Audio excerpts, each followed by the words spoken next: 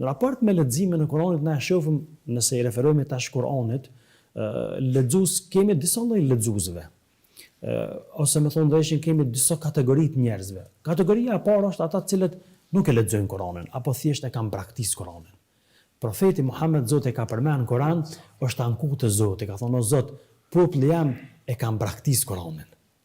Sikur pejgamberi ka vrejt edhe gjeneratën e tij të cilët realisht fillimisht ka qenë i dërguar, me cilët ka bashkëjetuar se nuk pikështojnë shumë rëndësi Kuranit. Dhe Zoti dhe atë dertin, gojlin e pejgamberit alayhis salam, atë shqetësimin e ka bë Kur'an, edhe e ka përmend Kur'an. Pra, kjo kategoria e parë njerëzve kanë braktisë Kuranin. Domethënë e shohin Kuranin si një, siç thot Muadh ibn Jabali, Zoti qoftë i kënaqur me ta, e shohin Kuranin si një rrobë e vjetër, për cilën nuk kanë nevojë. Dhe njerëzit si zakonisht një rrobë cila është e leckuosur, e hudhin, nuk e përdorin më.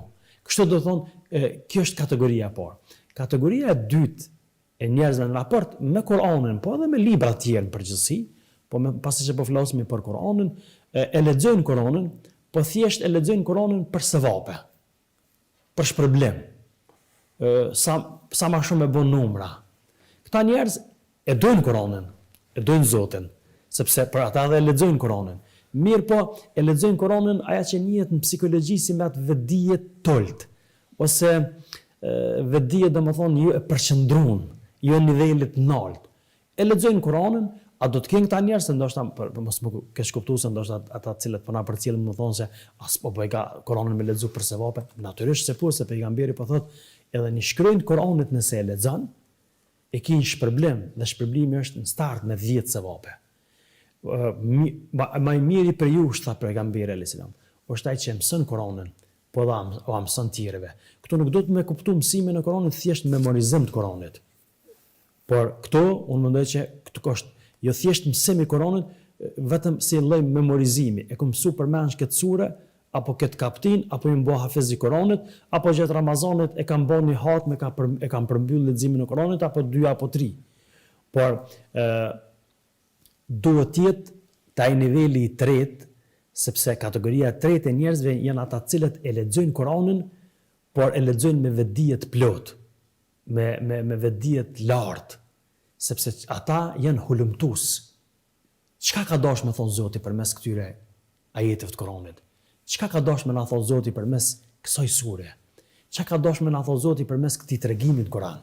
A do t'i qasemi me këtë lloj Ky është niveli që na duhet më ços Kur'anit. Nëse flasim se ta lexojmë Kur'anin, Kur'ani duhet me sy të hulumtuesit, me mendje të hulumtuesit.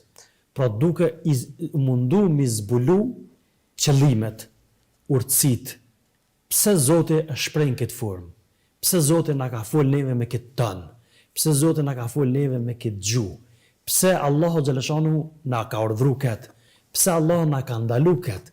Dhe kur ne kështu i qasmi Kur'anit, atëherë ne e kemi kuptuar realisht esencën pse na ka zbrit neve Kur'ani. Sepse Allah në Kur'an ka thonë decisivisht të Zoti kështu: Kitabun anzalnahu ilayka mubarak. Ta kemi zbrit një libër që është i bereqetshëm, i bekuar, liyadabbaru ayatihi, në mënyrë që të thelloheni në kuptimet e ajeteve të Zotit. وَلِيَتَذَكَّرَ أُولُو الْأَلْبَابِ, dhe që të marrin mësim Zotit e mendjes.